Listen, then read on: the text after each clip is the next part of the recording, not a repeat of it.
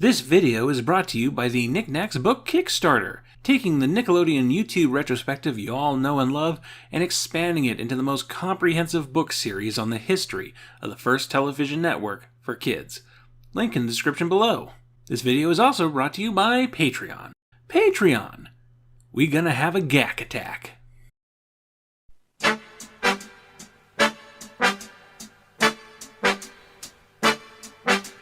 In 1984, after a shake-up in upper management with the formation of MTV Networks, Cy Schneider stepped down as president of Nickelodeon.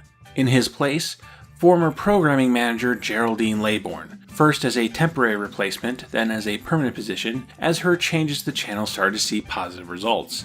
Laybourne and her team did a lot to rework the first cable network for kids, which for its first 5 years had been steadily losing money and garnering a negative reputation as a good-for-you green vegetable channel that was no fun. Over the next 2 years, Nickelodeon would see a complete visual rebranding, swapping the silver ball for the orange splat. Laybourne led extensive focus groups, bringing in children and asking them what they wanted out of a channel just for them. She closely facilitated the inclusion of commercials, allowing the channel to finally start making a profit while not compromising with soft drinks or violent toys. The channel gradually introduced animation to the lineup, cartoons from around the world that you couldn't get on network TV, as well as hip, modern programming like Nick Rocks, which was a write-in music video program, so it allowed for direct engagement with children all over the country to learn what was popular. And then Nick at Night, a golden oldies programming block for the late night, early morning hours to entice the nostalgic baby boomer parents to put more investment into the channel. All of which were important steps in revitalizing Nickelodeon and making it a popular cable destination. But Laybourne still lacked something. She lacked her own pillar show. Pillar shows are what define a channel, define its intentions and its audience, and gives the channel its shape and identity. Nickelodeon had aired a lot of programming over the first 6 years of its life, and they all had some impact on the channel, but if you removed one, swapped it out with something else, the shape of the channel would largely stay the same. Nickelodeon without, say, Reggie Jackson's World of Sports or Star Trek the Animated Series, it might be a touch different. You lose a handful of sports fans or sci-fi geeks from your audience, but the channel's general appeal and popularity would stay the same. But if you take away a pillar show, everything changes. Imagine a PBS that never had Sesame Street. Imagine a Fox that never had The Simpsons. They might still survive and even thrive as a channel, but as a very different channel. Come 1985, Nickelodeon already had 2 pillar shows.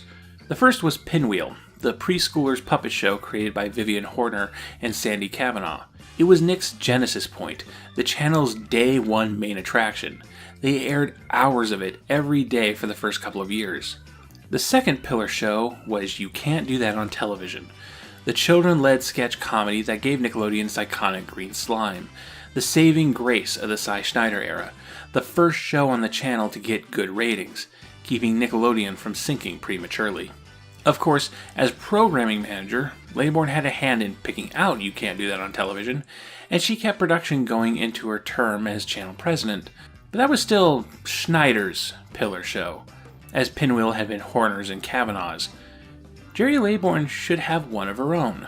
So in 1985, she went to work on a new project, one that continued the legacy of You Can't Do That on Television, one that she could stamp her own name on. And that project would be called Turkey Television. On paper, the show made a lot of sense. Bring in a bunch of people who made You Can't Do That on Television, the creator, the writers, some of the cast, combine their work with sketches from around the world. Laybourne was so into this that she brought in some of her friends from her pre-Nickelodeon short film production days, and even cast her own 2 children in some of the sketches. Gerry Laybourne's name was in the credits. This would be her thing. It was so obviously a winner that Laybourne didn't have to pay that much attention to it. She could focus on other things and let the experts do their job. On Memorial Day, 1985, the finished episodes were put on a videotape and sent to Laybourne's house for review. What she discovered was a nightmare, an incoherent, unfunny mess. Everyone in the house hated it. Laybourne's son told her, point blank, that she would never work in television again. The next 2 weeks were devoted to massive re-editing to get something at least presentable for broadcast. The final result didn't do horribly, and not everyone thought it was the worst thing ever, but for Gerry Laybourne, Turkey Television was a wake-up call. She had gotten too comfortable, failed to properly supervise the production, coasted too much on a sure thing. This wasn't going to happen again, not on her watch. Next time Nickelodeon tried to make a show, they were going to workshop it and test it and fine-tune every little element until it was exactly what they wanted. And more importantly, what the kids wanted. So Gerry Laybourne locked some creative people in a room and got to work. And the end result would bring the channel to new heights. This is the story of Nickelodeon's third pillar show. This is the story of Double Dare.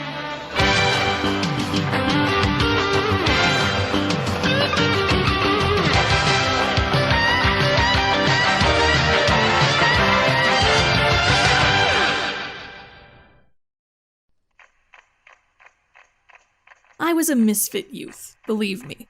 I was a misfit of a misfit. And we were all kids at Nick. There wasn't a one of us who had grown up yet. We still thought of ourselves as 8, 9, 10 years old. A lot of us were extending our adolescence because maybe we weren't too good at being kids the first time around. We were really going to make up for whatever we lost in childhood, right there at Nick. Dee LeDuc. As the receptionist of Nickelodeon's headquarters in New York, Dee LeDuc would have been on phone duty when representation of cookie manufacturer Nabisco called up the network with an offer. This was early 1986, and the 1980s were dominated by merchandise-based children's programming, cartoons made to help sell toys. Nabisco was very interested in that kind of media synergy, but since they made cookies, they didn't have anything to build a story around. They didn't have character-based advertising campaigns like the Keebler Elves. They just had Oreos and Chips Ahoy. I mean, you can make a cartoon about anything. There's a Rubik's Cube cartoon. You can slap a face on a cookie and call it a day. But there were better options. For example, how about a cookie-themed game show? So Nabisco approached Nickelodeon with a pitch. The pitch was given to Gerry Laybourne, who passed it around the office, and people agreed. It sucked. Sadly, we'll probably never get to know what the pitch entailed. The Nabisco game show is lost to the world of what could have beens. However, this got everyone thinking about game shows, and what a game show on Nickelodeon would even look like. So Laybourne held a brainstorming session in her office, and everyone was invited. Under the leadership of Cy Schneider, Nickelodeon had been run with a very strict hierarchy. You reported directly to Schneider. You didn't talk to the other departments. There was no crosstalk. This was one of the first things Laybourne kicked to the curb. Open doors. Everybody could have a say on anything. And this game show meeting was no different. Everyone was invited. Creatives, department heads, accounting, even the receptionists. And that's how Dee LeDuc found herself in a room with the boss, talking about making a children's game show. Now, a game show for children was not a new concept. In fact, it predates television, with the radio show Quiz Kids in 1940. In 1956, there was Choose Up Sides, where groups of children would be placed into two teams, one Western-themed and one sci-fi themed, and compete for points doing physical challenges. 1969 saw a children's spin-off of Hollywood Squares, with celebrities playing figures from folklore and fairy tales. 1982 Starcade has kids competing for high scores on arcade machines, a whole decade before Nick Arcade happened. The Disney Channel even beat Nickelodeon to the punch in 1983 with Contraption, where kids watched Disney clips and had to answer questions about what they saw. So whatever Nickelodeon did, they couldn't get by just on the novelty of a game show for children. This had to be a very deliberate, well-thought-out, fun program that fell within Nickelodeon's new Green Slime and Kids in Charge brand. After a lot of deliberation with everyone in the building, 4 people were selected to develop the show. First was Jeffrey Darby. A screenwriter turned producer, Darby first came to Nickelodeon as one of the creatives on the channel's first major hit, You Can't Do That on Television, and was now serving as the senior president of production. I remember telling the group the 3 rules of game shows. It is 40% game, 50% Jeopardy, and 10% production values. It was important that people were able to play along at home, and what I mean by Jeopardy is that there had to be something at stake. We made money at stake, or else the audience would ask, why do we care? Next, Michael Klinghoffer, who got his start as an associate director on Nickelodeon's very first show, Pinwheel, and was now vice president of production. Nick was just a quote-unquote very free place where we were experimenting and allowing ourselves to be kids again, to try and get in the minds of what our audience was thinking. Third, Bob Mittenthal, who worked in the on-air promotion department. I was working in on-air promos at the time, and I had the reputation of being pretty fun to be around and a real student of TV. So I got invited to a small creative meeting to throw around game show ideas. We kind of figured it out from there. And last but not least, Dee LeDuc, the receptionist. It was March of 1986, and the four of them would hold themselves up in a room for the next 2 months to work out every detail of the show. The rules, the aesthetic, the kinds of questions and challenges these kids would take on. The first point of inspiration was the folk party game of Truth or Dare, a staple of sleepovers everywhere. Instead of truths, the kids would be asked trivia questions in matters of science, geography, history, and pop culture. The Dare, though, was the real star of the show, as it would eventually work out if a kid didn't know the answer, they could dare their opponents to answer the question instead for double the points.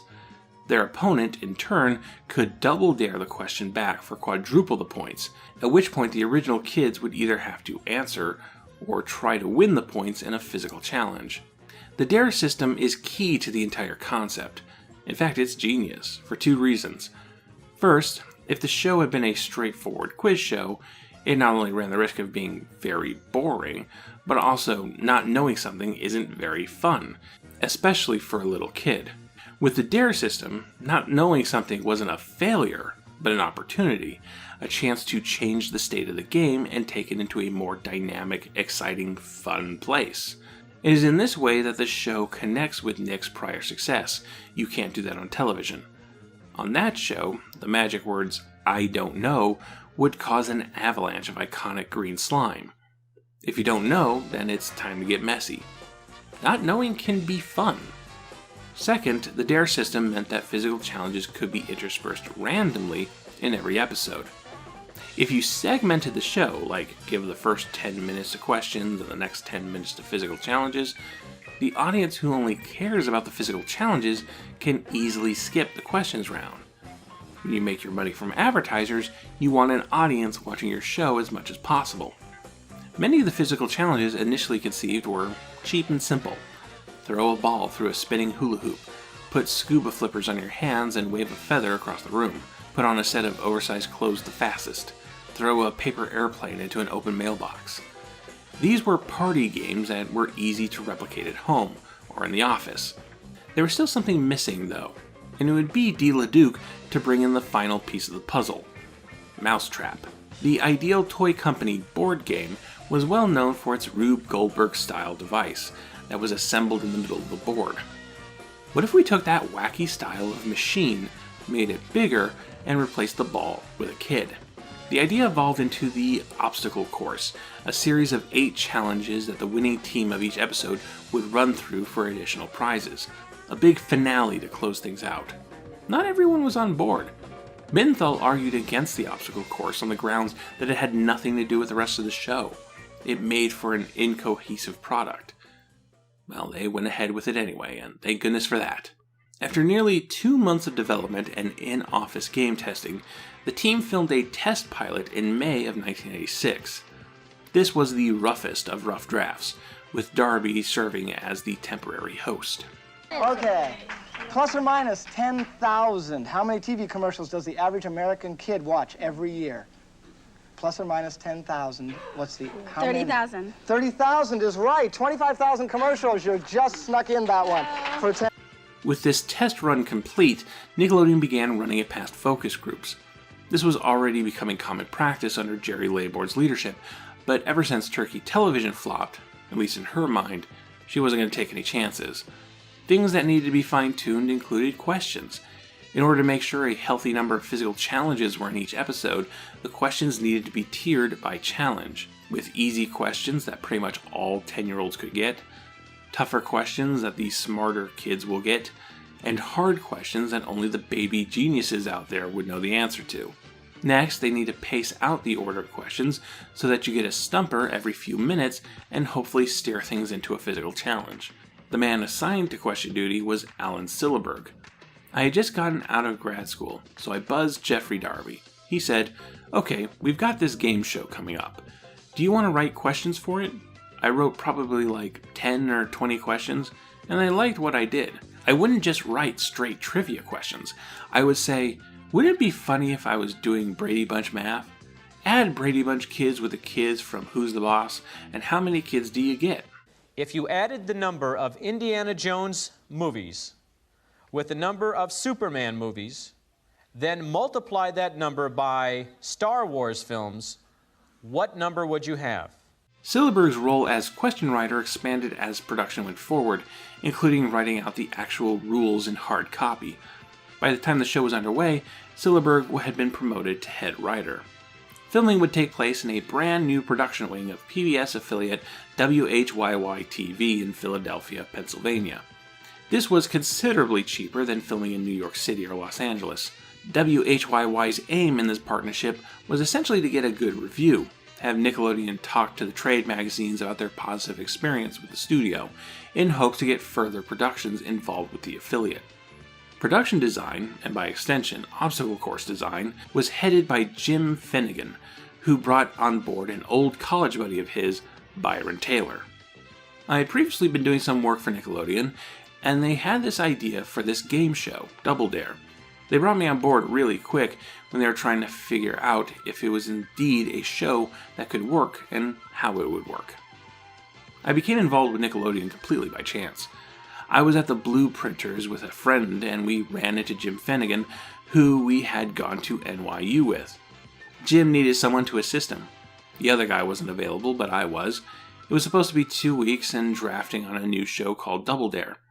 The set was almost completely designed, but I did work on the Sunday slide, the ringer, and other stuff. The central set itself was fashioned after indoor swimming pools, with smooth tile and drainage that would allow for quick, easy cleaning of any messes made. This did make for some very slick floors, so cast, crew, and contestants were all given properly grippy sneakers, provided courtesy by Reebok, because life is not a spectator sport. Many of the obstacles were initially based on elements Nickelodeon could acquire easily and cheaply. A rope swing, a small tub of green liquid, just a straight-up military-style climbing wall. Some of the larger set pieces, like the Sunday slide, were just playground equipment brought directly from the manufacturers and modified in some fun way. The first major set-piece obstacle built completely from the ground up was the 1-ton hamster wheel, which was not actually a complex mechanism, but secretly human-controlled. There was someone with a control box deciding when a kid had done enough rotations to light up the lights and send down the flag. A lot of Byron Taylor's trimmings, things like the podiums, the larger obstacles, drew inspiration from Memphis Group, an Italian design movement that featured bright colors and abstract, asymmetrical geometries. A rough scale model of the set was made to show to potential advertisers and prize contributors. Music, including the show's awesome guitar thrashing theme, was composed by Ed Kalehoff, who was already a 15-year veteran of scoring game shows, doing the music for The Price is Right, Card Sharks, Tattletales, and Double Dare. No, the other Double Dare. Yeah, there was another game show called Double Dare in the 1970s, hosted by Alex Trebek. Also, there was a short-lived crime drama starring Billy D. Williams, also called Double Dare. As far as I can tell, no issues of trademark were ever raised. This just left the on-air talent to figure out. First, the announcer, the guy who would introduce the show, list off prizes, and close things out. For that, the show turned to John Harvey, a Philly-based radio host of WIOQ's Harvey in the Morning. 8:56 WIOQ, and that's Bananarama doing the old Steam song, Na na na, hey hey, kiss him goodbye. It's 4 minutes until 9 o'clock, 8:56. Harvey in the Morning had just, gotten cancelled, albeit temporarily, meaning Harvey was looking for a job. I had been so successful at one point at WIOQ in Philadelphia, but my ratings were falling along with the stations, and when the ratings start to go in the tank, they fire the head that's sticking out. And it was only maybe a month prior to that, Double Dare started planning on coming down to Philly. One of the PAs was a fan of mine, and she heard them talking about needing an announcer, and said, "I know somebody." As for host, Jeffrey Darby poured over 1,200 tapes and interviews to find just the right person.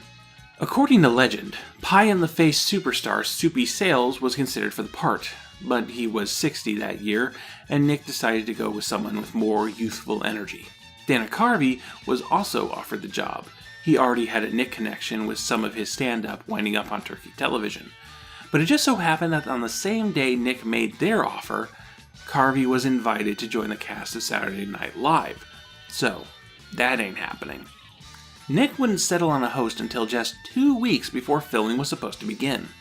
Mark Berkowitz was making his way around Los Angeles as a disc jockey, stand-up comedian, and professional magician under the stage name of Mark Summers. The name change was in part to avoid any ugly anti-Semitism, but also because the son of Sam killer turned out to be named Berkowitz, and that's not an association you want.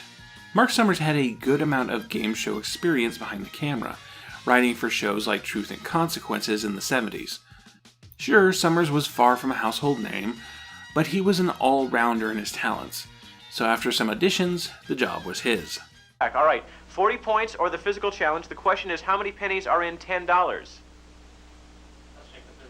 You're going to take the physical challenge? All right, Amy, why don't you come up here? This is the physical challenge coming up for you. So with the concepts worked out and tested, the sets built, the questions written, and the host cast, it was time to make an episode of Double Dare. A proper, non-cardboard test pilot was filmed. And it could have gone better. Oh, and they also had to redo the obstacle course 3 times. The very first obstacle involved finding a flag in a bag of feathers. Except they forgot to put the flag in. The producers realized the error and reset the challenge, putting the flag near the top of the feathers. Except this time, the frustrated kid just dumped the entire bag out and lost the flag in the process. Well, you're not going to show kids failing on the first challenge in the first episode you'll be showing to advertisers, so they did it a 3rd time. Despite all the careful planning, the months of testing, the talents brought in, Nickelodeon's first game show was off to a rough start. Was there really any hope for Double Dare? This was the very first obstacle course run, and we were thinking, oh my god, we're about to make 65 of these, and it's totally broken, and doesn't work. I grew up watching Bob Barker. I was a Price is Right freak and a Jeopardy freak. Back then, NBC, CBS, and ABC would have game shows on from 9 in the morning until 12 or 1 o'clock in the afternoon. When you were sick from school with chickenpox or faking it, you would sit home and watch game shows all day. I was just mesmerized by the whole situation. Bob Barker was a star, Bill Cullen was a star, and Jack Barry was a star, and I thought, what a cool way to make a living. Mark Summers. Meet Mark Summers, a man with an obsession. I dare you to hula hoop while I throw water balloons at you! Is Mark Summers a sick man? I dare you to smash one of these mechanical toys with a mallet while blindfolded! Is Mark Summers just really weird? I dare you to shave this balloon! No! He's the host of Double Dare, the wildest, messiest, most outrageous game show on TV. Weekdays at 5:30, 4:30 Central. Only on Nickelodeon. I think at some point we've all tried to get a friend into a TV show we love, but find ourselves making the excuse of, oh yeah, it starts a little rough, but I promise it gets better as it goes. We've seen it many times. The people behind a show not having quite figured everything out yet. Characters are a little too abrasive, concepts are a little underdeveloped, and sometimes you get a really good idea 2 seasons in that elevate things. Game shows are no exception to this, and Double Dare had its own list of growing pains. On your mark. Get set. Go! The first of these 2 teams to make a mummy out of their partner with a roll of toilet paper will win $20 and control of the most daringly different show on television. Hold on. Double Dare! Wrap it around. You got to use it all up. Keep going. Wrap it around. Keep going. Wrap it around. Keep going around. Maybe around the body. You got to move quicker than that. You're going to have to move quicker than that. Oh, I think you might have got the hang of it here. Hold on to it. This team's a little bit ahead, I think. Keep it going. You got to get rid of all this toilet paper quicker. Okay, come on, guys. They're way ahead of you. Keep going. Tune in a little bit later. We'll have this done, I promise. Okay, here we go.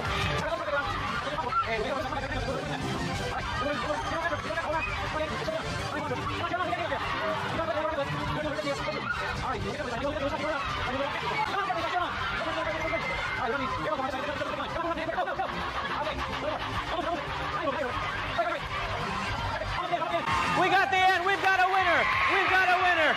Come on, let's go play some Double Dare. Come on, here we go. And now, here's your Double Dare host, Mark Summers. Well, welcome to Double Dare. We're a little short. Thanks for being with us today. Boy, that took quite a long time. Mark Summers comes off as a little too distant on camera and occasionally stumbles in explaining the rules.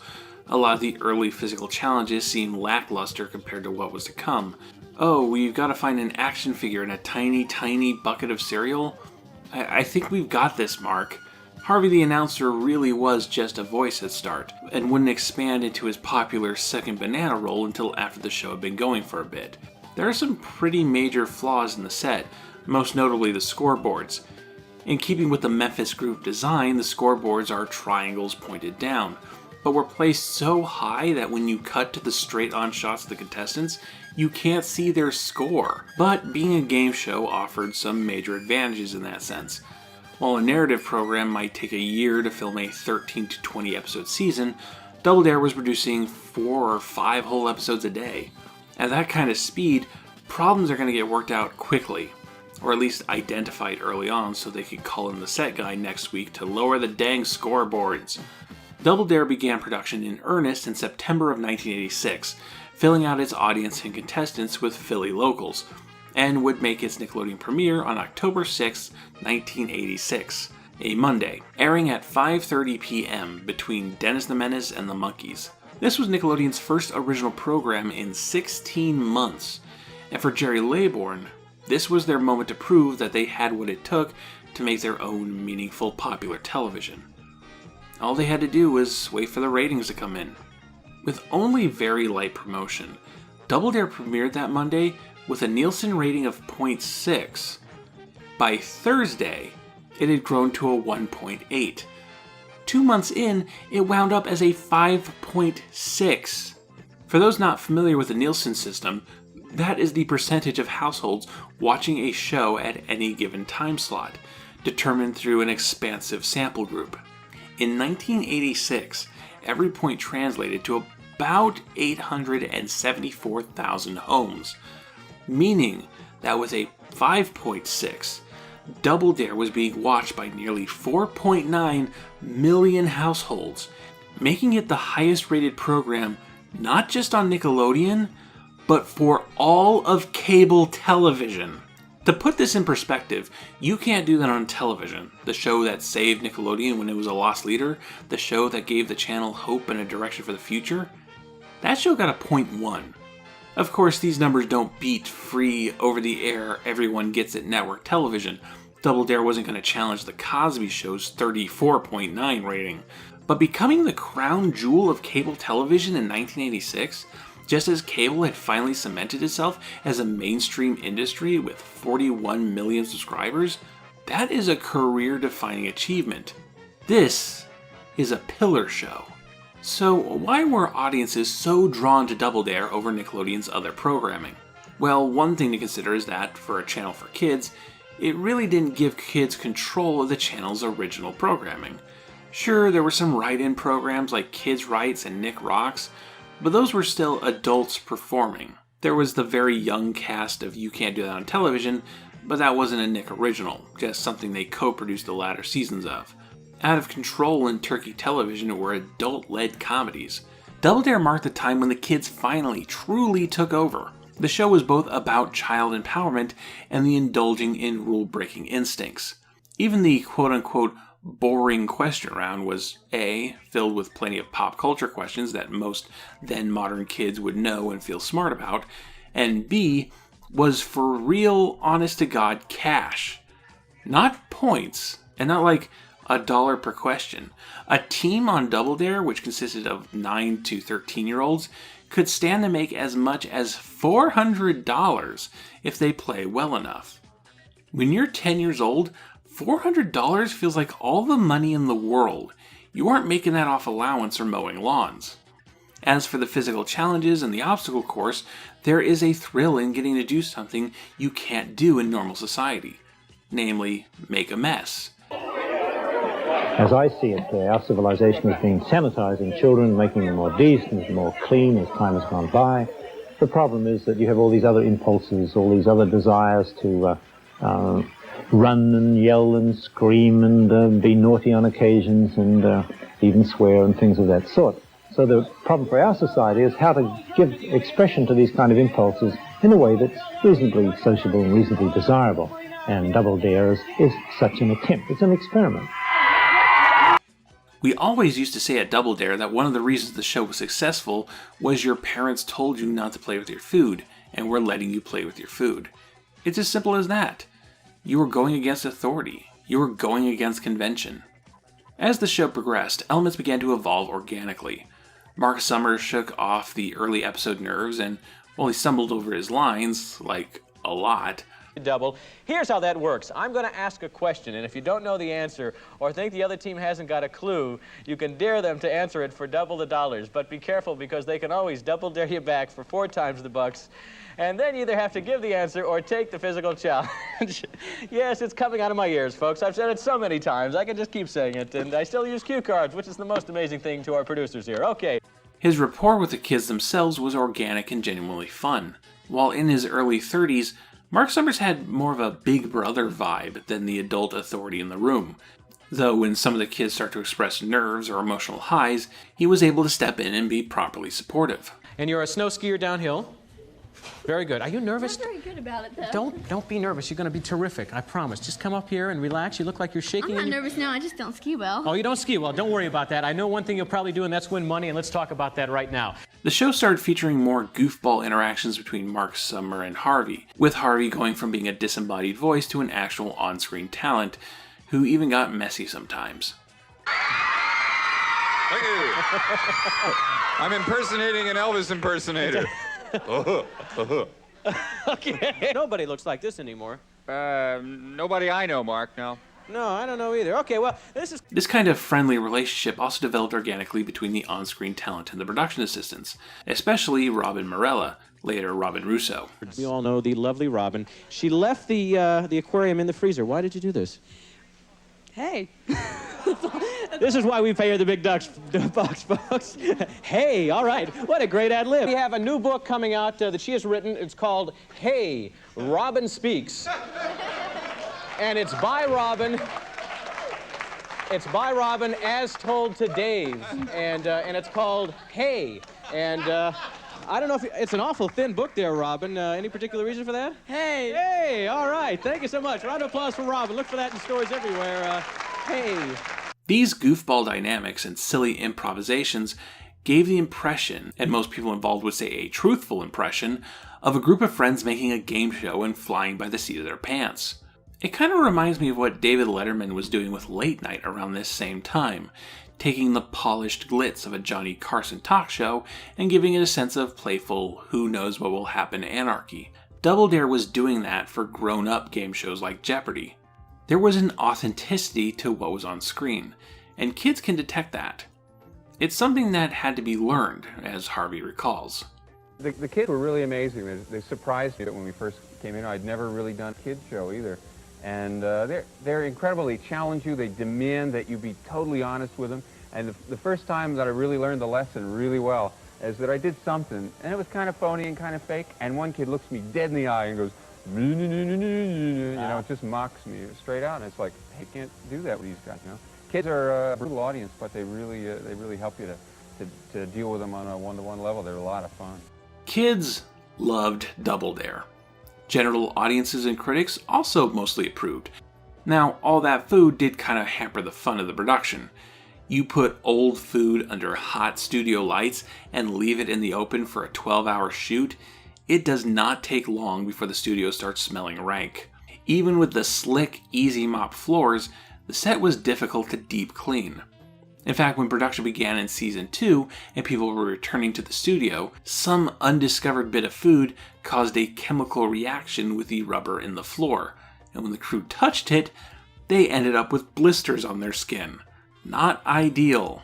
There were also a few accidents during the obstacle course, the most dramatic and painful being a boy breaking his arm. Double Dare did a lot of due process to make sure children with ailments or disabilities that might result in them getting hurt didn't participate in the show. The show is super not handicap accessible, which, yeah, that can suck. Anyway, this one kid lied on his application, failed to put down that he had a degenerative disease that results in fragile bones. So, this kid breaks his arm, bone through the skin, resulting in a queasy Mark Summers running out of the studio. A less damaging incident involved a kid taking a nasty tumble through the sewer chute, a later addition to the course involving coming out of an elevated tunnel. Fall from that, you're landing on your head. The kid was fine, but his dad turned out to be a lawyer, and threatened, perhaps jokingly, perhaps seriously, to sue Nickelodeon if they didn't give the family the big screen television prize that his son otherwise didn't win for being stalled at the sewer chute. Nickelodeon gladly gave him the TV, and soon after made it a rule that a kid couldn't be a contestant if their parents were lawyers. On the subject of prizes, well, while I've been keeping this video on matters of the show's appeal in 1986, for a modern viewer in the year 2020, rolling through some of these incredibly of-their-time prizes is the real joy in going back to old Double Dare. A VCR! Now you can record and watch Double Dare whenever you want with this VCR from Sharp. It has an 8-function remote, 110-channel capability, and it's from Sharp. Stereo Walkman. Now you can take your music with you with a Sony AM/FM stereo cassette player. It's got auto reverse, a 3-segment graphic equalizer, and Dolby B noise reduction. A great musical prize from Sony. A video game. A super value from Atari. The new Atari 7800 video game system that plays video games only a computer could play before. Garfield phones are here. Garfield phones are real phones that work on any phone system. No special wiring required. Ask for Garfield wherever phones are sold. Wow, what a time to be alive. Nowadays, if you want a Garfield phone, you have to go to the beaches of France. However, when it comes to the prizes, there's something that everyone on a game show has to consider, but nobody ever talks about. Taxes. Prizes are taxable. Surprise, Oprah Winfrey gave you a car and now you owe the IRS $6,000. This was something Double Dare seeked to balance directly through the cash winnings in the first 2 rounds. The idea of money in the trivia round versus prizes at the end was also a way for us to level a playing field, so that the kids who won could afford to pay the taxes on the prizes they won. Because we were in Philadelphia, we had kids from inner city schools, and if they won $2,000 worth of prizes, and then the family couldn't afford to pay the taxes, God, can you imagine the kids? That's why we put money into the game. It was pragmatic. In the same way the challenge of the questions were carefully ordered to produce a proper amount of physical challenges, prize values were ordered in some crafty ways to adjust to however much money the kids won that day. For example, an early prize in most obstacle courses would be a gift certificate to someplace like Toys R Us, and the value of said gift certificate was never consistent between episodes. And there's our friend Jeffrey Giraffe. Tell us what that means, Harvey. Mark, it means a $75 gift certificate from Toys R Us, the world's biggest and best toy store, your favorite place to go, with thousands of toys and tons of fun in every aisle from Toys R Us. We have Jeffrey in here. He's trying to get out. That means a gift certificate for how much, Harvey? Mark, a $125 gift certificate from Toys R Us, the world's biggest and best toy store, is your favorite place to go, with thousands of toys and tons of fun in every aisle from Toys R Us. Here's our friend Jeffrey Giraffe from Toys R Us, and you know what that means? Tell him, Harvey. Mark, it means they each get a $250 gift certificate from Toys R Us, the world's biggest and best toy store, your favorite place to go, with thousands of toys, tons of fun in every aisle from Toys R Us. This was a prize that could be adjusted on the fly depending on the results of the rest of the episode. Of course, the obstacle course wasn't easy, and the most valuable prizes were in the back half, with usually a significantly tougher roadblock obstacle to keep as many kids away as possible from the vacation package to Disney World or Space Camp or whatever they were doing that day. In the early episodes, it was usually that boring old climbing wall, often positioned as obstacle 6 or 7, that would halt progress. One of the tricks to keep production values low but engagement high was how the obstacle course was arranged. Moving the obstacles took a lot of time, involved moving large pieces of equipment, and then testing them. The less you had to do that, the quicker production can go, the more episodes you can produce in a day. So whenever an obstacle course was laid out for that day, that was it. These 8 obstacles were locked in. They were what you were going to work with for at least the next 4 or 5 episodes. But you also don't want to be repeating the same course too often, or the kids watching will get bored with it. So the trick wasn't to change the obstacle course, but to change the order the individual obstacles were run. Sometimes you might start with the 1-ton hamster wheel and go to the rope swing. Sometimes you might start with the rope swing and go to the hamster wheel. With just 8 obstacles, you could theoretically create 40,320 permutations. They didn't do that. They in fact had more than 8 obstacles and were adding more all the time. But this trick made daily production go by so much smoother. With the huge boost in ratings came a boost in advertisers, and with that, a boost in budget. As the series progressed, more silly, dynamic obstacles were introduced. How about a giant foam mouth you had to slide into? How about a huge bird cage that drops things on top of you? How about a giant nose you had to pick to find the flag? It was quickly becoming an obstacle course arms race, and as things escalated, it was decided, hey, maybe we could find a home for all this mess. I was a big Double Dare fan. On Double Dare, they were just having a good time, jumping around in whipped cream just for fun. On You Can't Do That on television, they were getting slimed. No other network was sliming people like that. The image of that green stuff coming down, every time I would turn it on, it would stay with me. Keenan Thompson. Hi, I'm Mark Summers, host of Double Dare. You remember all this stuff, and it was great. But we're here at the Double Dare Laboratory building the all-new, bigger and better, super sloppy Double Dare. How are things going up there? Pretty good, I guess, huh? Hey, take a look at this. What is it? I don't know, but it's new. I bet you've never seen anything quite like this. I know I haven't. What's it do? I don't know, but it's new. So don't forget to join us for the all-new, super sloppy Double Dare, starting right here, January 23rd. Be there. Okay, guys. Super Sloppy Double Dare starts Monday, January 23rd, right here on TV4. Double Dare getting renewed for a second season of 65 episodes was a no-brainer, and just a year in, both Nickelodeon competitors were looking for ways to expand and cash in on its lightning-in-a-bottle success. Seeing a path for themselves, Nickelodeon was quick to greenlight a number of other children's game shows, but we'll talk about those another day. Double Dare quickly became the most merchandised show in Nick's roster, with home games, videotapes, and would even be the first Nick show to get its own video game in 1988.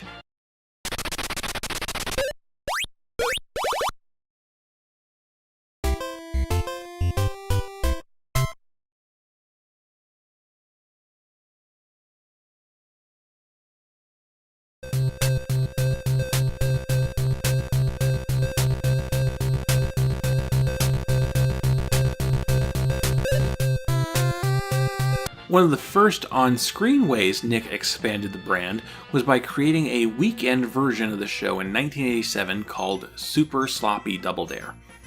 On paper, the idea was that this would be the same game show, same rules, same prizes, but with a greater emphasis on messier physical challenges and obstacle courses. In practice, Super Sloppy Double Dare was a means to keep up with the obstacle course arms race by splitting the production between 2 studios. While Double Dare Prime continued to be filmed in Philadelphia, Super Sloppy was filmed at the Unitel studio in New York City. Filming a children's game show in New York is difficult. Bussing contestants around is a bigger pain in New York than in Philly, but it was worth it for the larger studio space that allowed for massive, off-the-chart obstacles. Pull this mailbox down in this direction. Don't want you to hurt your hand. Slide all the way down this mailbox over here. There's a little bit of chocolate for some reason or another. That's because it's Super Sloppy Double Dare. And here's the biggest bun I've ever seen in my life. Lots of sesame seeds. Lift it up. There is a flag under there. Find it quickly. Pass it quickly. You get to jump up on top of that ladder, grab that flag, and fall all the way through to where it says 5 cents. Your partner will be waiting. All right, you go in one ear and out the other. There is a flag on the other side, and if you can have that flag in your hand in 60 seconds or less, Harvey, what's the grand prize today? It's a mighty fine mini racing car. The physical challenges were also becoming larger, more elaborate, and messier. No longer were these games something you could replicate at home. You could only get this kind of action on Double Dare. One gimmick introduced involved audience members sending in postcards. During a physical challenge, a postcard would be selected, and if the team won the challenge, the kid who sent in the postcard would win a prize. R. Pokrawinski. That's probably a good shot. From Carmel, California. Beautiful place up there. The first 26-episode season of Super Sloppy Double Dare was filmed in July of 1987 and premiered on Nickelodeon in August. And since we're into the Super Sloppy era, it's probably time to talk about one of the central parts of Double Dare's larger mythology. While I do believe that this element became over-sensationalized by the media and later through internet listicle culture, it's really not something a Double Dare retrospective can ignore. All that OCD stuff has been blown out of frickin' proportion. I dealt with what I dealt with. I wasn't going to let my OCD screw up my opportunity to host the kind of show I had always wanted to host. Yes, I have it. Yes, I lived through it. But I never let it affect the show in any way, shape, or form. Look, I get it. A person with a mental disorder that can make you obsessively neat and tidy, hosting the messiest show on television, does carry some weight of dramatic irony. But the world isn't fiction. Here's the truth of the matter. Mark Summers would not be diagnosed with OCD until after his time on Double Dare.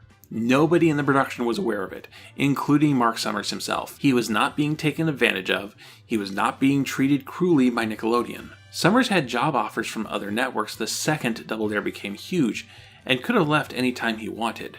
Summers maintained that yes, while he could get uncomfortable on the set, he still had a great time working on Double Dare.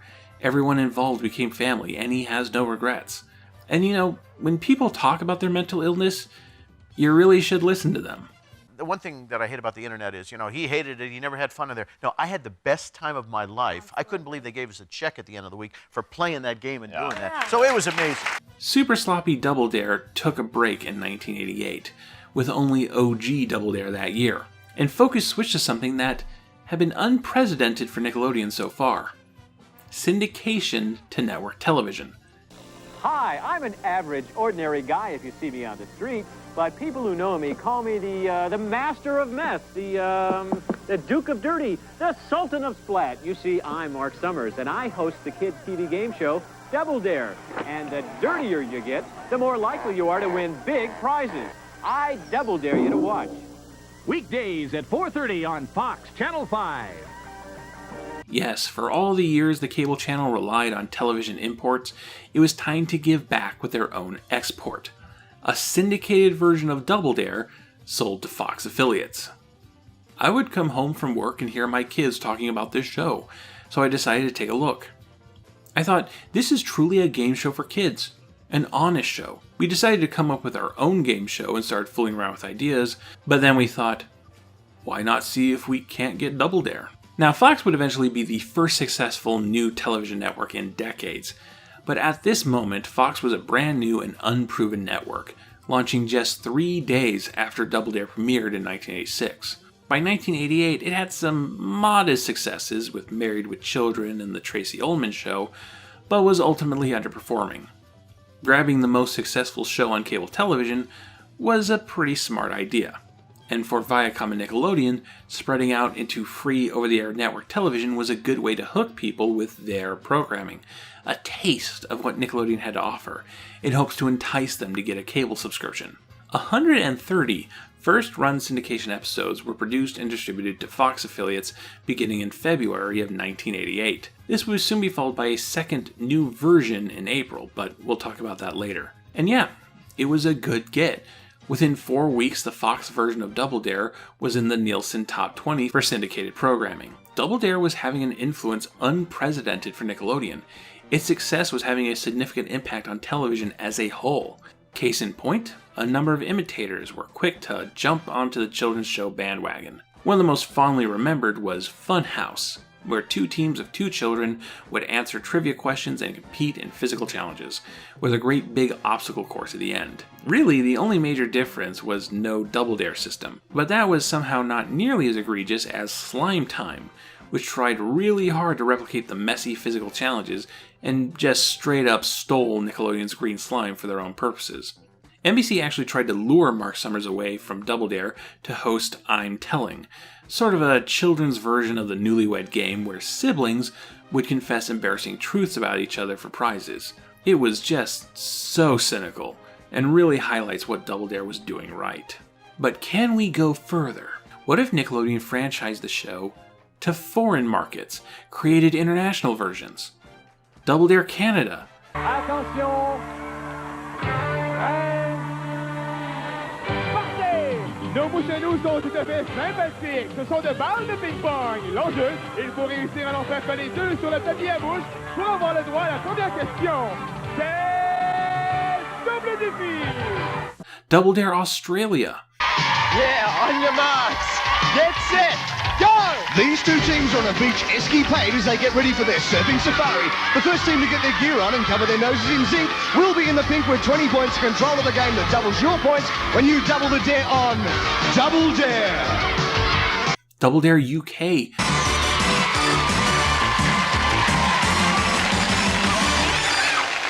On your marks, get set, go!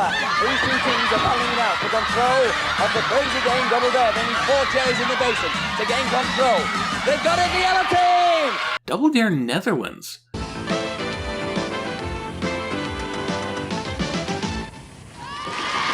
Zijn jullie klaar? Let op! Start! Oké. Oh, is geen Alexander Heertjes uit de district in het verloop. Tegen Jacques D. Thijsschool en Castrium in Litwaal. All of these deserve a closer look, but this video is going to be long enough as it is. Maybe we'll come back to them someday. But what about spin-offs for an adult market?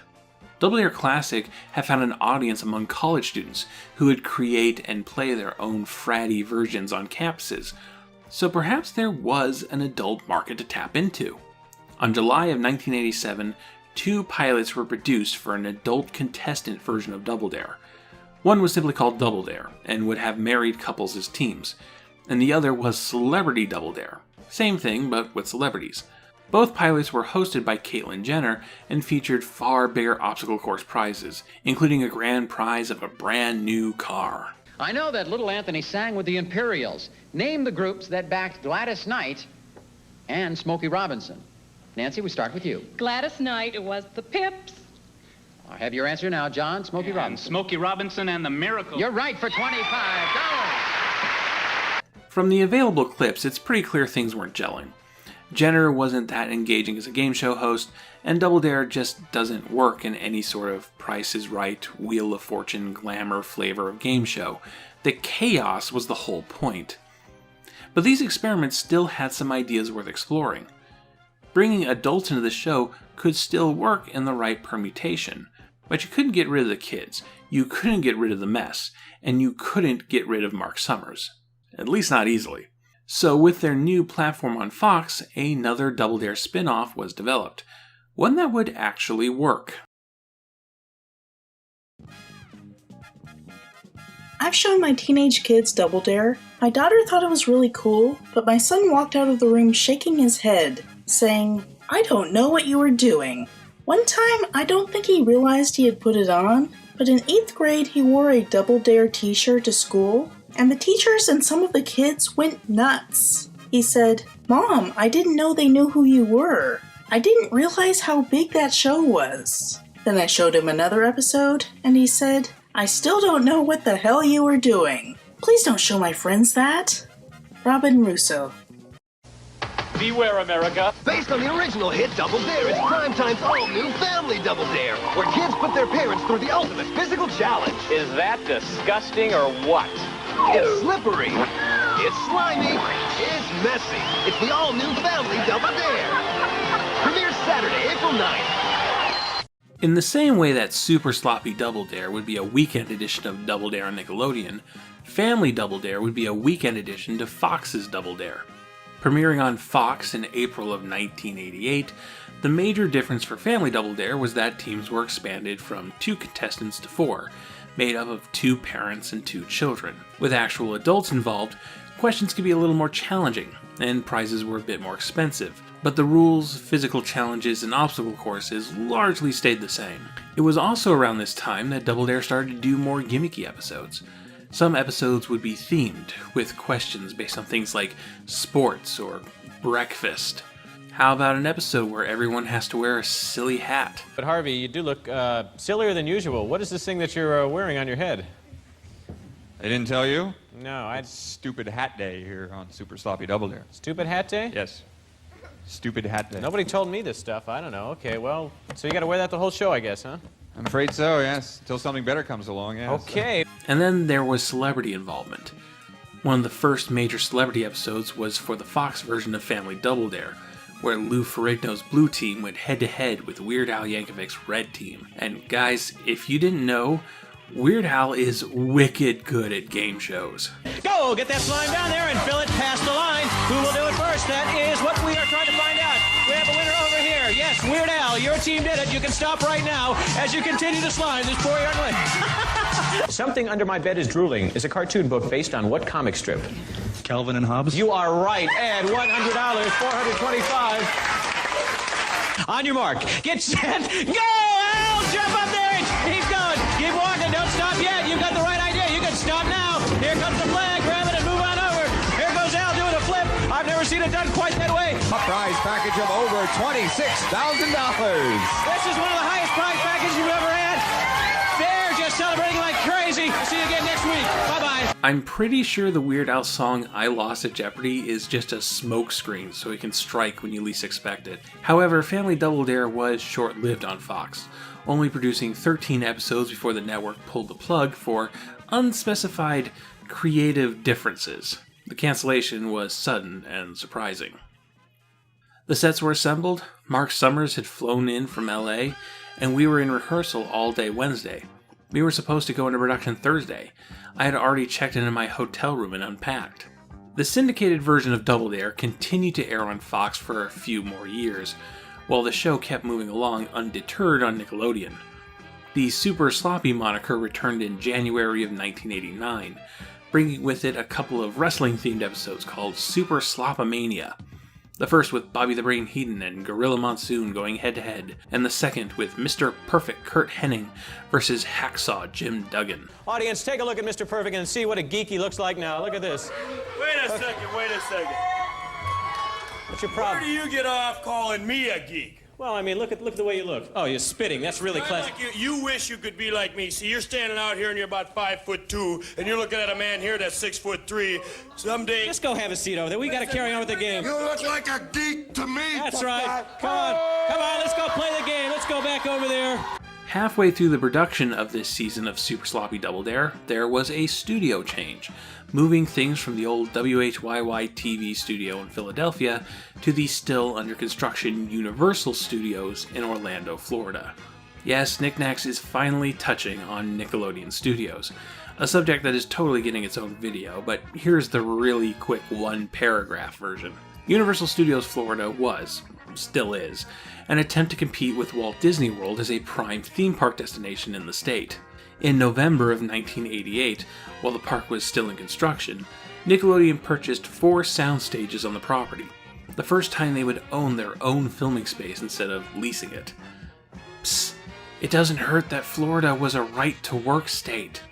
The condition was that these studios would become park attractions when Universal Studios opened on June 7, 1990. For its first 4 years, Double Dare had been pulling its contestants from the local area. Now they would be pulling from tourists, families on a fun Florida vacation. The production had to start thinking like a theme park attraction as well as a show, and so Family Double Dare was brought back and became the default version of Double Dare, bringing an end to the 2-player format. For a while at least. Now, bringing parents into the game did run the risk of ruining the fun. The classic Little League parent who yells at the umpire. Sometimes the family dynamics didn't make you feel so comfortable. You felt bad for the kid. It was like, wow, I bet that kid has a really terrible life at home with the kind of emotional spleen venting they're putting up with. In truth, Family Double Dare out of Nickelodeon Studios was when things started to get tired. With being a theme park attraction on top of a television production, regular tours would go through makeup stations, behind the stage, areas usually kept out of view of the public. This meant there were fewer opportunities to turn off, to stop performing and decompress and let your guard down. For all the retail workers watching this, imagine if customers could just freely walk into your break room. You'd never be off the clock. Then there was the location. Orlando, Florida is very hot and very humid. Some handled it better than others. Mark Summers was just miserable. Orlando was a theme park town, not a community, and it can be hard to relax in a theme park town. You couldn't walk to the studio, you had to drive to get anywhere. It's just a lot harder to catch your breath. To make things even more complicated, for whatever reason, Summers, Robin, and much of the production ended up working on a second show in 1991, another for the tourist program called What Would You Do? And as if they weren't busy enough, beginning in 1990, Double Dare went on tour. If you love Double Dare, crave goof, glop, and gat, join the crowd. Nickelodeon's taking Double Dare on the road live. Get tickets now and be there with Mark and Robin for the physical stunts, the obstacle course, and all the messy excitement. Be there when kids are picked right out of the audience to participate. You could play. You could get slimed. You could win great Nickelodeon prizes. We're coming to your city, and it won't be pretty. The Double Dare Live Tour, presented by Double Checks, is sliming its way to the Philadelphia Civic Center February 1st. In New York, the Paramount Theater, Madison Square Garden, February 2nd. To reach more cities, Summers and Harvey split hosting duties for these performances, averaging about 40 locations a year, often with sold-out shows with an audience of 20,000.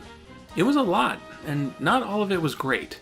Remember how Summers changed his stage name to try and avoid anti-Semitism? Yeah, during one live show in San Jose, Summers became the target of a neo-Nazi, wearing a swastika around his neck, screaming at him and using anti-Semitic phrases when Summers didn't pick him for one of the show's challenges. For Harvey's part, on top of doing these live shows and announcing for Double Dare, he found himself doing radio again, resulting in him getting up at 4 a.m. to work 2 jobs. With a kid on the way, Harvey decided it was time to call it quits, leaving Double Dare at the beginning of its 7th season in 1992. Now, you may have heard a new voice. The new voice of Family Double Dare is a gentleman by the name of Doc Holliday. Give him a round of applause, ladies and gentlemen, Doc Holliday. Hi, Doc. Hi, Mark. How you doing? It's great to be here. And nice to see you. Welcome to the show. Now, you're a morning personality here, as they say, at, what's the call letters? I work at XL 106.7. I do the morning show here in town, and you guys film down here, and I got lucky, and I love it. That's right, and we're glad to have you. Let's hear it for Doc Holliday. Now, let me tell you. We've had a gentleman who has become one of my best friends, and you know, Johnny had Ed, and now it's Dave Letterman and Paul Schaefer. Well, there's a man who I feel very close to, and he is not going to be with us this season, but for a very special reason, and I think you'll see what that reason is in just a second. Please welcome the man who's been the voice of Double Dare since the beginning, Harvey, ladies and gentlemen. Here he comes. Look at this. How are you? Want to have a seat, or you want to stand? Hey, no, this is fine. Good. And I don't think we have to explain too much more than who's this gentleman? Here's Caleb. That's right. And how old is Caleb now? Caleb is 1 month old. And he's a gorgeous child. He's something. He's a special child. And look how happy he is to see you, Mark. Look at that. he's really happy. Look. And I know that you've... hi there. Look, it's the man responsible for my career. Yeah, yeah, right. And ultimately, this 1992 to 1993 season of Family Double Dare would be the last of Double Dare's initial run. There was no dramatic reason for it. Double Dare saved Nickelodeon like no other show had, but now Nick's success had been cemented. We were now in a post-Nicktoons world. The channel could invest in so much more original programming, and bigger programming too. Even the game shows around this time were bigger. Bigger studios, bigger production values, bigger stakes, and Double Dare had escalated itself about as far as it was willing to go at the time. It even had a finale of sorts, a rarity for game shows. On February 6, 1993, the final episode of Family Double Dare was an hour-long special where the 4 best teams from the season went head-to-head for the championship. But there's one more episode that I think is a more fitting send-off for this era of Double Dare. But it never aired. It's called the Old Timers episode, where cast and crew competed against each other in a loosey-goosey, just-for-fun celebration of what they had accomplished. Starting off with Lauren. Now, Lauren started off as our unit manager, and she is involved with all the big finance that happens over at MTV Networks and especially Nickelodeon. Followed by Dana Calderwood, who was our first director, and he's produced this show. He's done just about everything.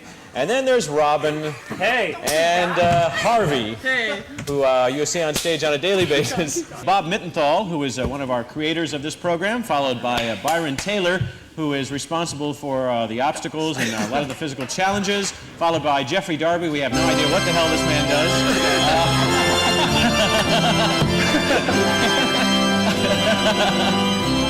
And the president of this lovely network, Geraldine Laybourne, who's never looked better. Right there, ladies and gentlemen. Watching it, you really get a sense of the camaraderie, the family, the true, genuine fun people had making this show. Double Dare was a rarity among game shows, among television. Double Dare was real. All right, well, we're going to start off with Bob. We have that is the most vile smell I've had in, oh my gosh. Okay, well, 60 seconds on the clock. The only situation is that when the clock is up, you still have to continue. You have to finish this course. Good luck. On your mark. Put 60 seconds on the clock. Where is it? Put it up there. On your mark. Get set. Go! Can we find it? Oh, where are the lights? We lost the lights. Holy mackerel. Bob, stop. Oh, there we go. We got the lights back. Keep going. Keep going. There's number 2 up to the Sunday slide. Can they pull it off? Because if they can, I don't know what they get. Oh, that was great, Dana. That was great.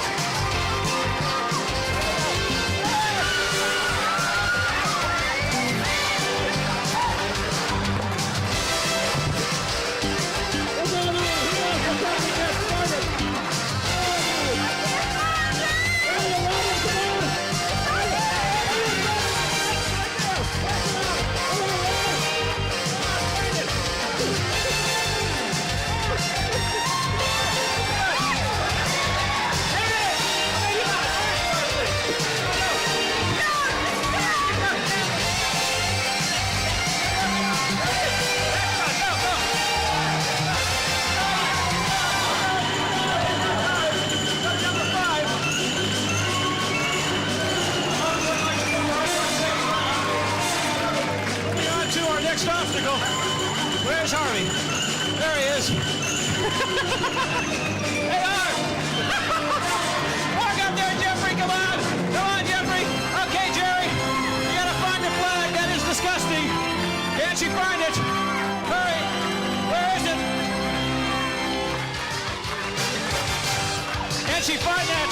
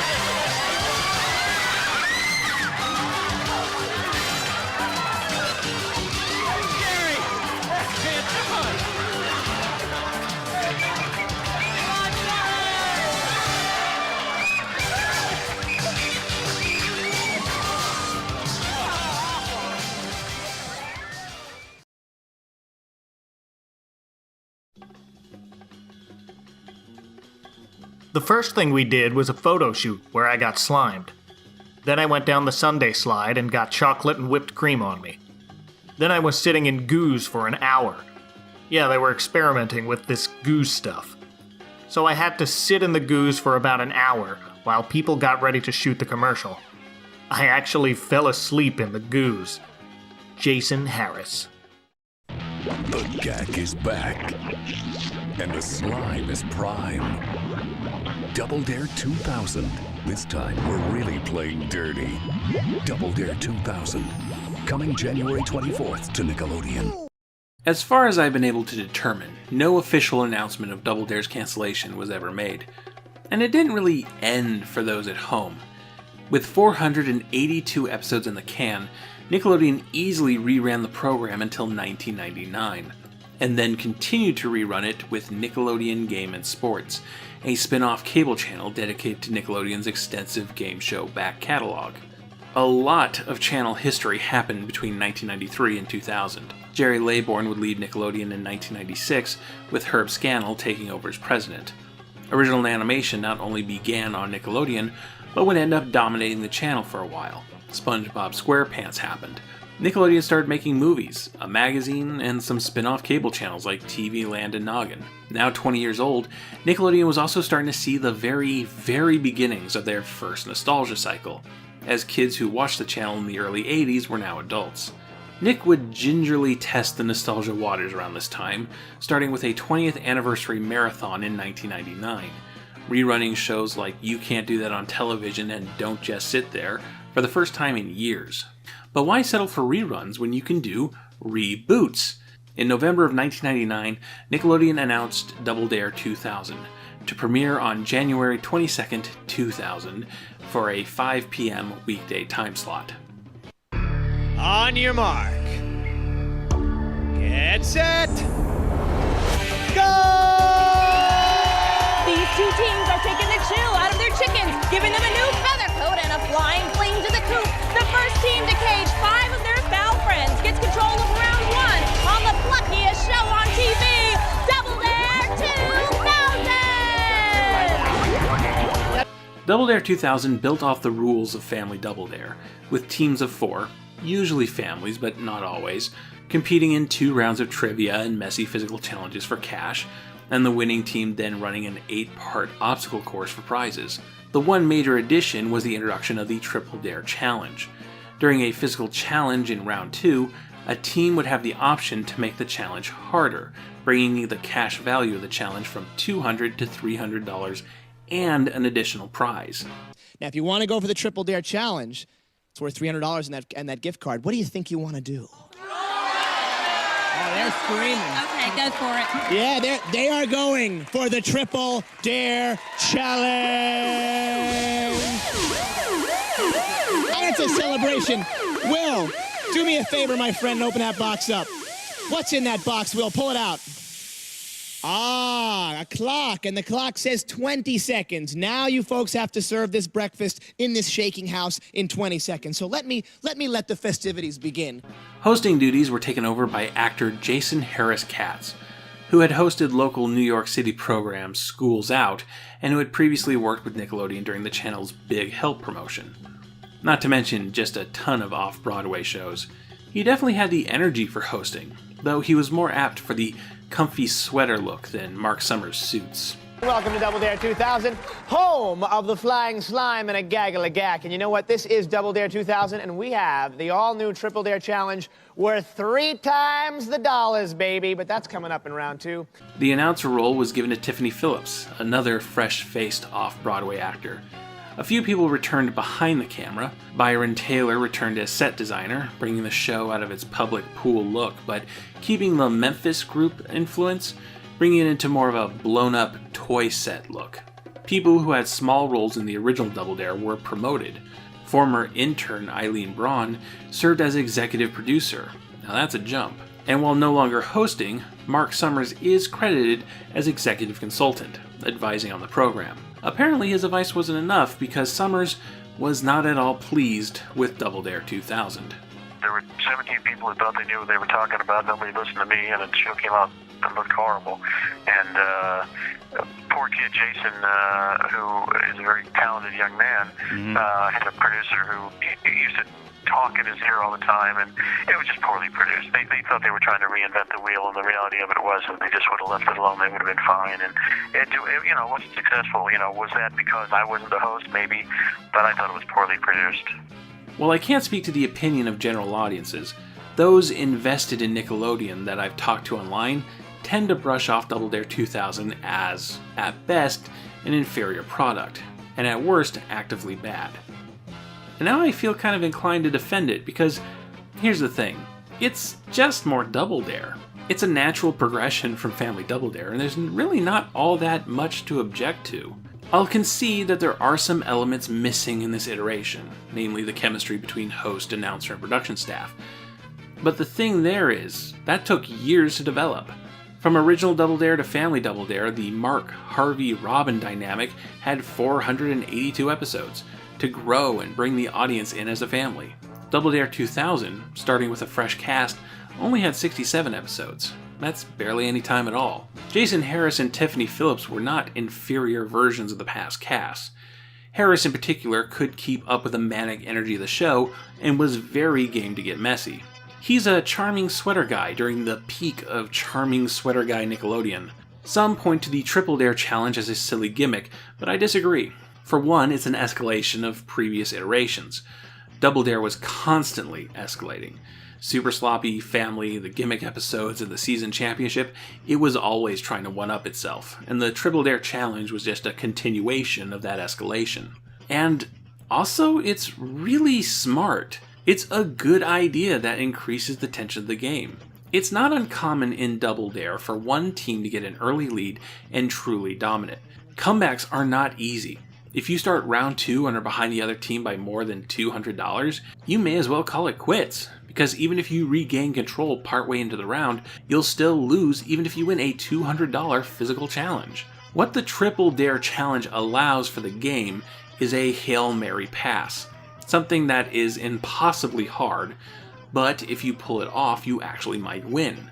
Or, if you don't need the extra money, but decide to get greedy, and you take the Triple Dare challenge and then fail, well then that's a major fumble, because you just gave the other team so much more money. The Triple Dare challenge adds a level of sports drama into the game show, and for that, it's a solid addition to the show's rules.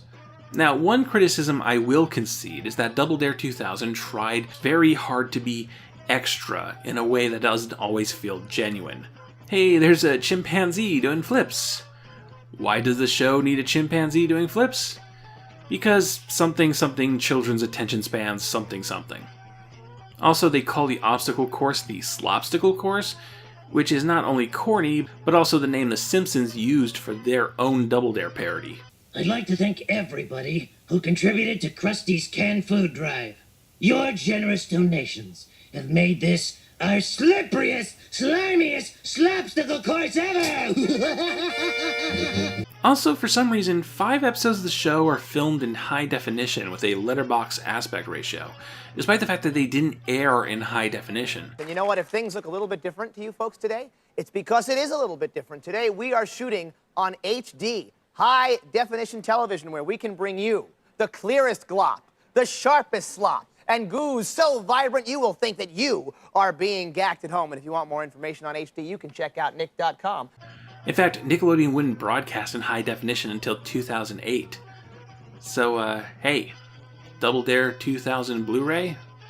It's fine if you don't like the energy or the aesthetic changes or even just miss Mark Summers, but I don't think Double Dare 2000 is a greatly inferior version of the show. It's just more Double Dare. So why didn't it work? Why was it so short-lived?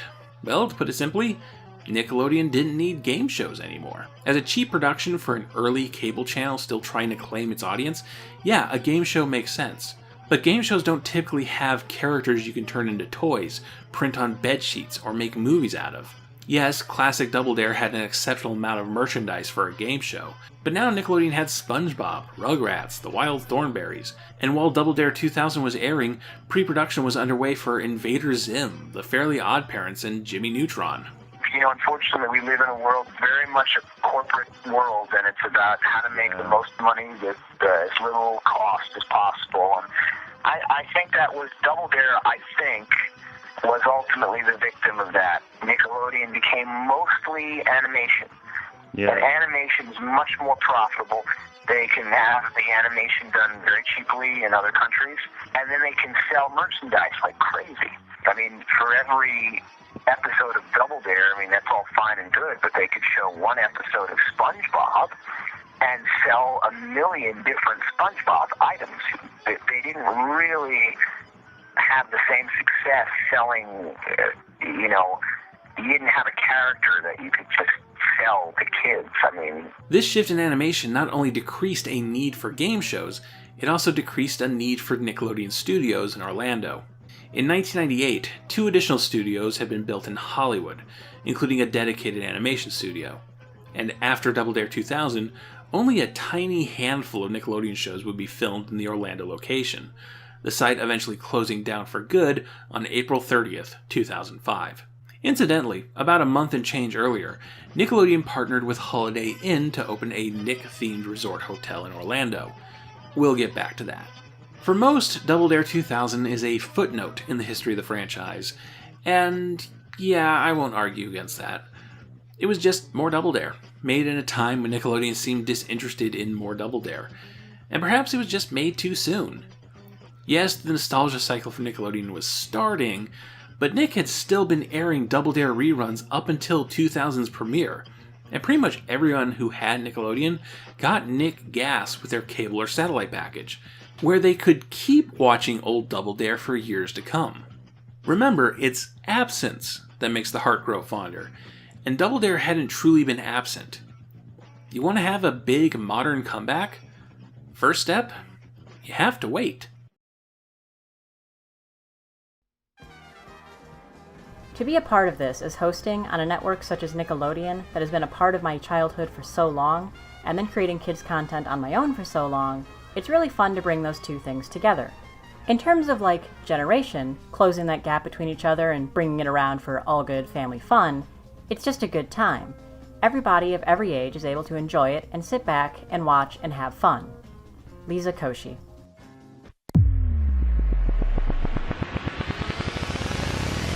Take a seat. All new Double Dare pops off Monday, June 25th. On Nick. Our story jumps forward to 2012, with many changes for Nickelodeon. Another change in president, with Herb Scannell handing things over to Seema Zarghami in 2006. A new logo in 2009. Both Teenage Mutant Ninja Turtles and Power Rangers ending up as franchises for the channel. And then, in 2011, Nickelodeon ceased to be the #1 children's cable channel, falling beneath the Disney Channel for the first time. Everybody and their cat has an opinion as to why this happened, but let's head back to Orlando. While Nickelodeon Studios was long gone, the Nickelodeon Suites Resort, or Nick Hotel as most refer to it, was still very active. The themed hotel included walk-around characters from Nickelodeon shows, rooms with Nicktoons wallpaper, a water park with green slime water attractions, and stages for interactive games and performances. The original shows for these performance areas had generic titles like Nick Live and Who Knows Best, but in May of 2012, Nick Hotel introduced a stage version of Double Dare, the first official Double Dare project in over a decade. On your mark, get set, go! Turn on, team, all right, nothing yet. We need one of each. Nothing still, it's a little slippery. Try to catch him. You have 21 seconds left. You have 100. Oh, and tornado. All you need is a pick up. Keep going. 14 seconds. That's a little slippery. You win!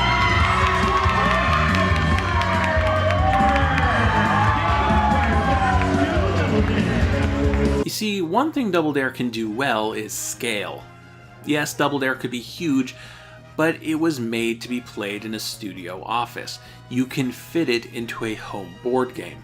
And the live shows of the early 90s proved that it could work on small stages with more audience interaction. Exclusive to resort guests, it's hard to gauge how successful this live show was, but the Nickelodeon Hotel itself did pretty decent business up until its closure in 2016. But the Double Dare live show had legs, moving to the Nickelodeon Universe attraction in the Mall of America in Bloomington, Minnesota. And then, on July 22nd, 2016, a few Double Dare live shows were performed at the Flux nightclub for the San Diego Comic-Con, celebrating 30 years of trivia, physical challenges, and obstacle courses. And what could be more appropriate than the return of Mark Summers as host? The nostalgia cycle was in full swing by this point. In 2011, Nickelodeon spin-off channel Teen Nick introduced a programming block called The 90s Are All That reran some of the most popular Nickelodeon shows of the 1990s. The block was rebranded as The Splat in 2015, with an official YouTube channel of the same name opening at the same time. The Comic-Con show ran in parallel with The Splat, dedicating a week to Double Dare reruns, the first time Double Dare was on television since Nick Gas shut down in 2009. Finally, to celebrate the 30th anniversary of the show, one of the Comic-Con games, with cast members of All That as participants, became part of the Double Dare Reunion Special, a half-hour celebration of the franchise airing on Nick at Night on November 23rd, 2016, the day before Thanksgiving. Mark Summers, John Harvey, and Robin Russo all returned, reminiscing on the good old days, between clips of the old shows and the Comic-Con show, and this special did shockingly well.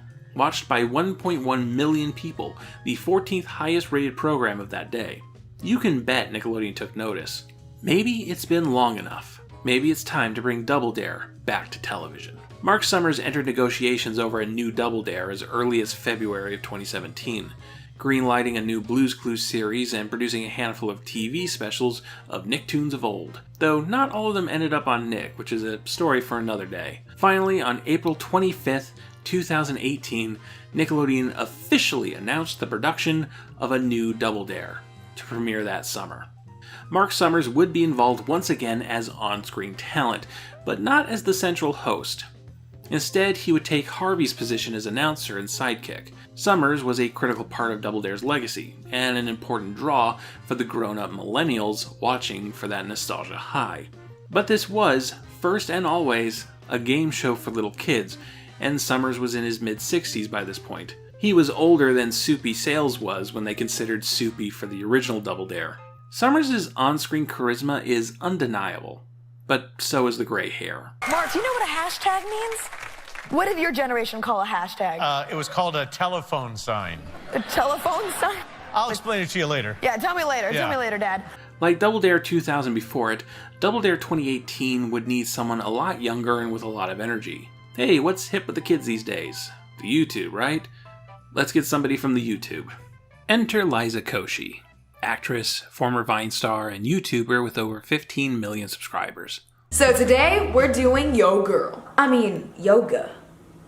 Now let's roll out our mat. Ooh, okay, wrong mat. Okay, how about this one? Dang it, wrong mat. Ah, here we are.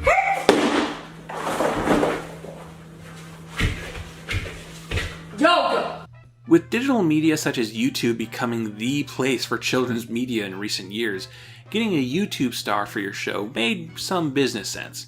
Koshy isn't explicitly a children's performer, but neither was Summers, and she definitely has an energetic, dorky charm that fits the show well. If Mark Summers gives off Big Brother energy, Liza Koshy has more of a cool aunt thing about her. What kind of swag you guys got? All kinds, really, and we prepared for Double Dare by doing online trivia games and doing parkour for the physical challenges, in particular the floor is lava challenge. And speaking of lava, I make volcanoes, and I heard that there's a giant volcano here, and I really, really want to climb it. Well, if you take it down to the obstacle course, I think so. So y'all played the floor is lava to prepare for today. I don't know if you guys are ready. The floor is lava, go! Very nice. You guys are going to be great at some physical challenges today, I have a feeling.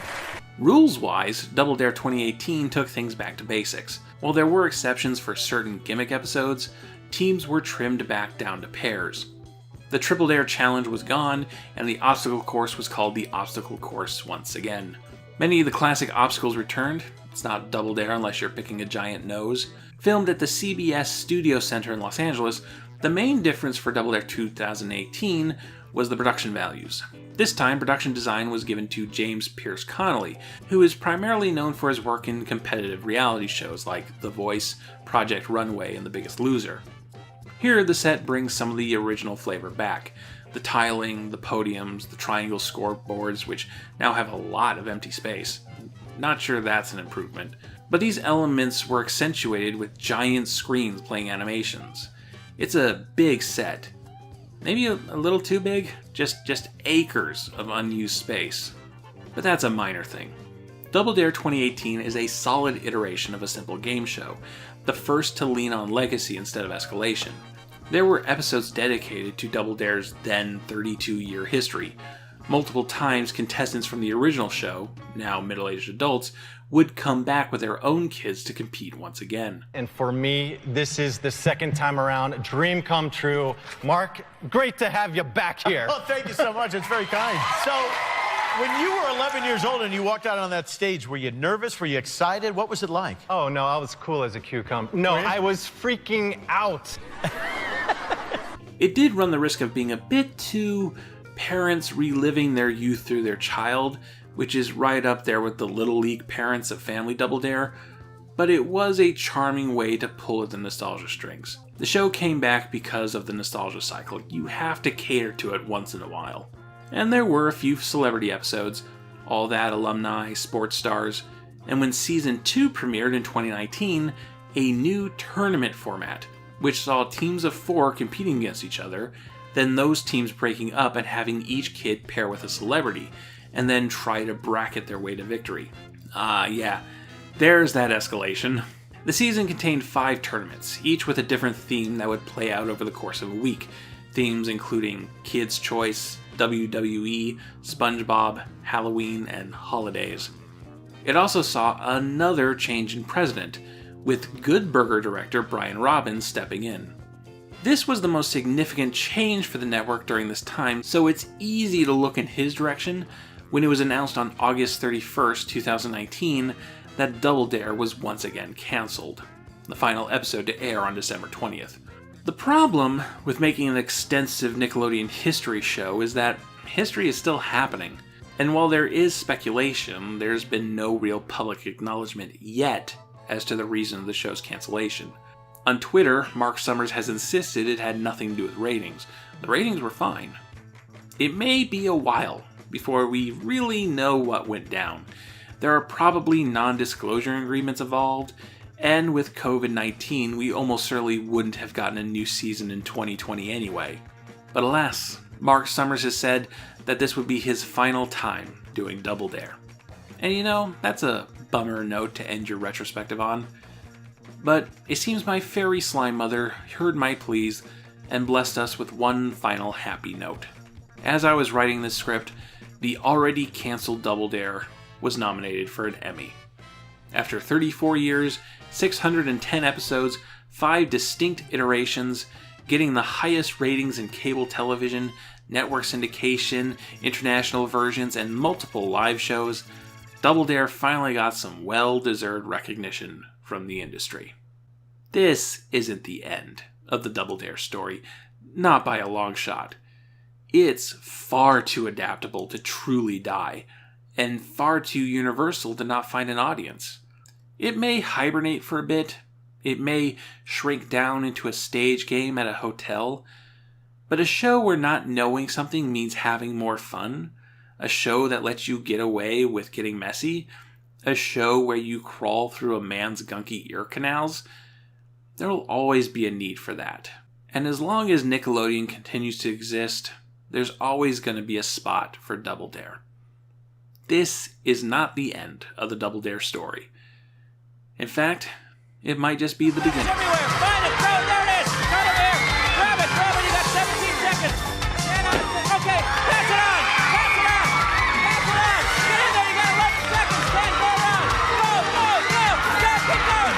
Keep going! Keep going! Grab it! Grab it! Grab it! Grab it! 1 second! 1 second! Way to go! I don't believe it! Come here! Come here! Look on the clock. Look how much time you got left. 1 second.